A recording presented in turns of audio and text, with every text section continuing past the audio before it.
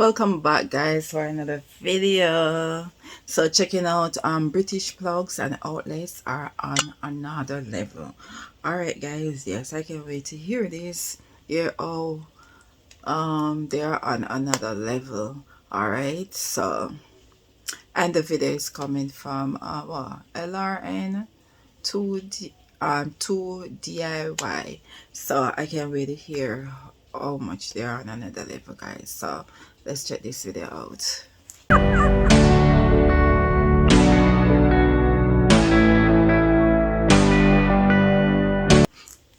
British AC plugs and sockets are very different from a lot of the other plugs and socket sets around the world, and they're super different than what we're used to here in North America. In fact, holding these two next to each other, these British ones seem absolutely mammoth. But I'm going to cover 10 reasons why I think this plug and this socket may just be the best designed set in the entire world, as well as a handful of reasons why I think they might not be. Feature number 10 on our list is this longer ground pin. Now, long ground pins are actually super common. We see them in our US plugs and in other plugs all over the world, but this is quite different actually. It serves a purpose in an overall safety system on these types of plugs. By the way, these are called Type G, and the Type G here has this longer pin because as you insert it, and by the way, across the pond there they call this an earth pin. So as you insert the earth pin, you'll notice that the first thing that touches is that earth pin because it's longer.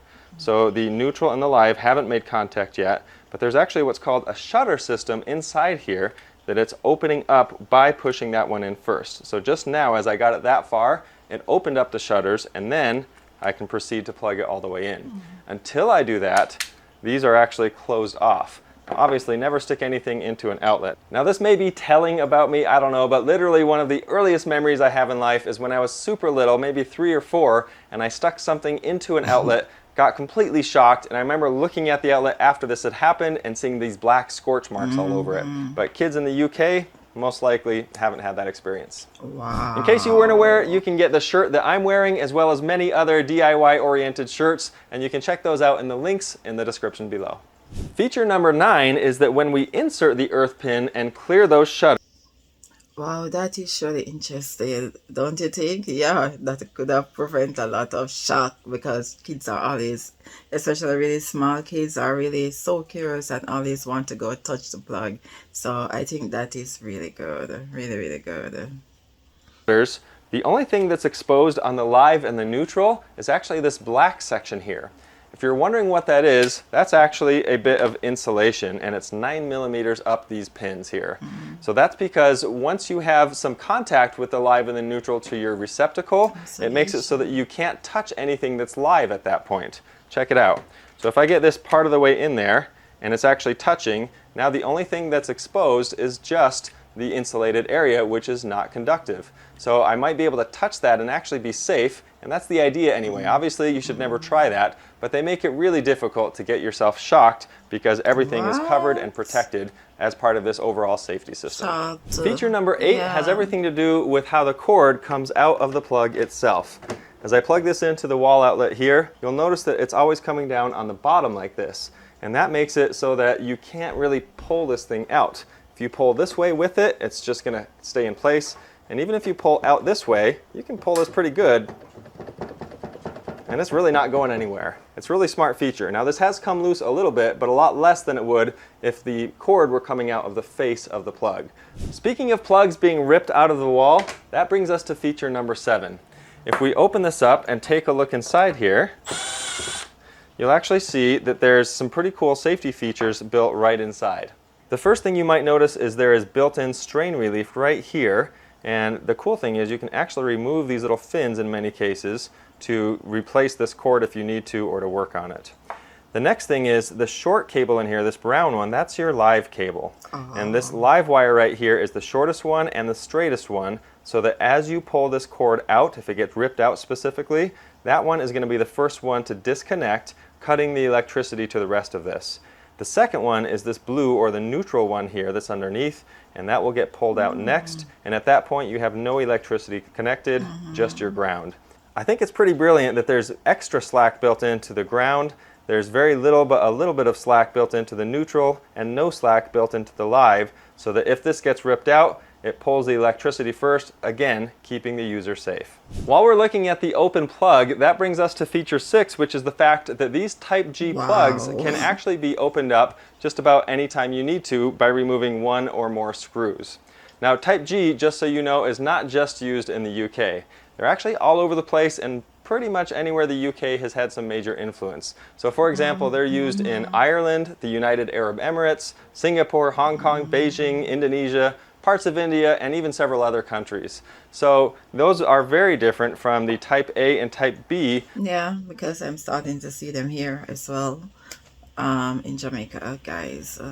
But I've never really paid much attention to it, and to see, oh good they really are, where it come on to safety. Okay, so I definitely have to find out more about it and to try to use them here in my household, because yeah, I think it's really good. That we use here in North America. The Type A is the 2-prong here, and the Type B is the 3-prong, which includes the ground pin. And these guys Yeah. don't have any way to service anything in here. All of this is completely sealed off, it's completely solid, and there's no way to do anything to fix this if this starts to become broken or frayed. Your options are to toss it, which is what most people do, and get a new one, or you can cut it off and use a replacement plug. I've got a video showing how to do that, but it's nice that with the Type G plugs here, it's just a built-in Replacement feature to be able to right. fix these or adjust these if need be. All of the names you see on the screen here are the people who have most recently joined our channel membership and are supporting the channel. So thank you, each and every one. You most likely noticed the fuse inside the plug itself here. We see this from time to time in North American plugs, but is definitely not a standard. Having a fuse in every plug is actually essential to the system they use, which is called a ring circuit. A ring circuit has the ground, neutral, and live wires going out from the source location and then feeding every single socket and then looping all the way back to the source. This is different than the radial circuits that we use here in North America. We start at the circuit breaker panel, and then a line goes out called a home run, connects to as many outlets as we need or receptacles, and then it ends at a light fixture or an outlet. In the UK, the ring circuit actually acts like 2 separate radial circuits going at the same time, one in each direction. As a result, having a fuse on every appliance means that if there's a short or an overload in an appliance, the fuse in the plug can blow rather than tripping the whole circuit and everything else on it. These fuses are typically pretty easy to replace, and they cost next to nothing as well. For a plug like this, you do have to take it apart to access that plug, but it's usually just one screw like we saw. But a lot of plugs actually come with a little access panel that you can get without removing any screws to make it even easier. Number 4 on our list is the robustness of these pins, which are so good at carrying a large load. Now these pins are pretty massive. You may have noticed that. They're actually all 4 millimeters thick on these Type Gs. This is 8 millimeters thick, and then these neutral and lives are about 6.35 millimeters. When I hold this side by side next to our Type B, you can see the difference. The result of this is that the Type G has at least 50% more metal than a Type B, and it actually has 3.5 times more metal than the Type A that doesn't have the ground. Feature number 3 is the fact that every Type G plug has a ground or an earth pin. This is really important for a handful of reasons. As far as safety is concerned, always having a ground means that you're not going to experience the arcing, or at least you shouldn't in most circumstances experience any arcing. Arcing is bad news because that basically means that electricity has gone off the rails and it's going to find the path of least resistance, and a lot of times that's through you. That could shock you, or with enough voltage that could stop your heart and kill you. So very dangerous if you don't have that ground in place at all times. You will notice on some plugs in the UK, for example, that these are just plastic. Oh, wow. Stop it, I didn't kill you. That's how much voltage. Ooh, that's a lot. That is a lot. Okay. Wow. In place at all times. You will notice on some plugs in the UK, for example, that these are just plastic. Typically, if you see a plastic pin on here, that means the appliance is double grounded.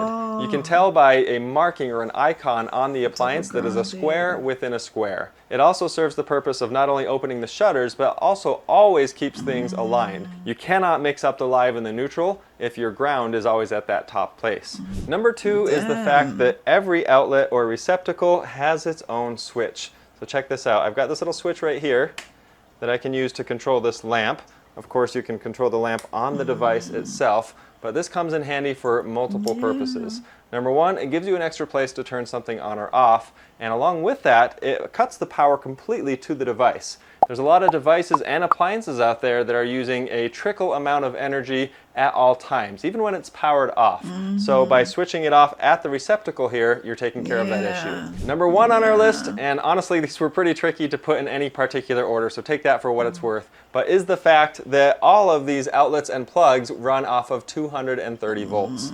Here in the US, we use a 110 or 120 volt system. There's different names for it, but it's the same idea.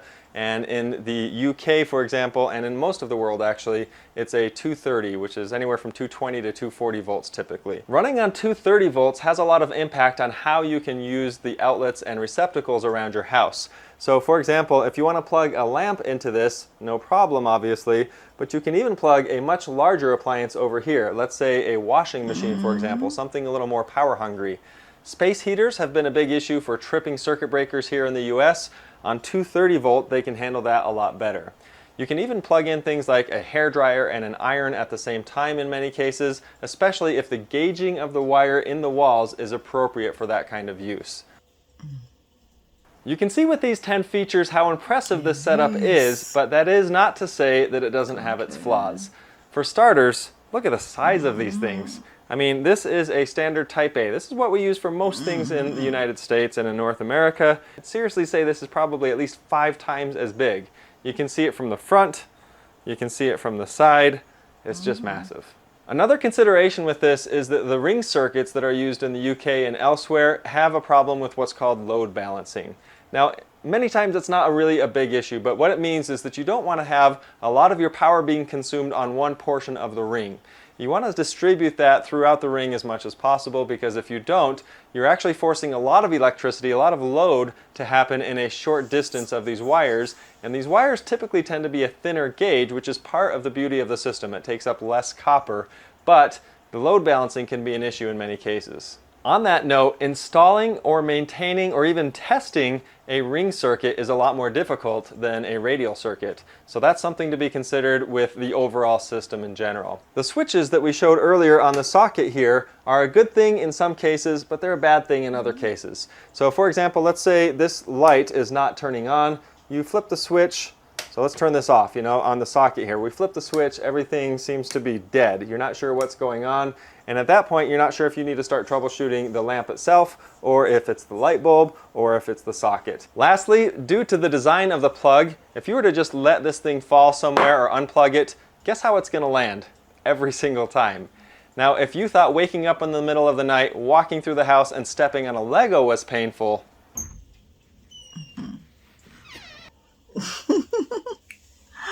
Oh, no, I surely would not want to step on it, but I really think it's a good system, same way though, because the way or it they when designing and building it, the plugs and the outlet they went through length to secure your safety, and that's what I like about it a lot.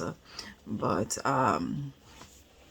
the UK system, plugs and outlet system is really good to me. It's a really good system, and I would like to implement that in my house.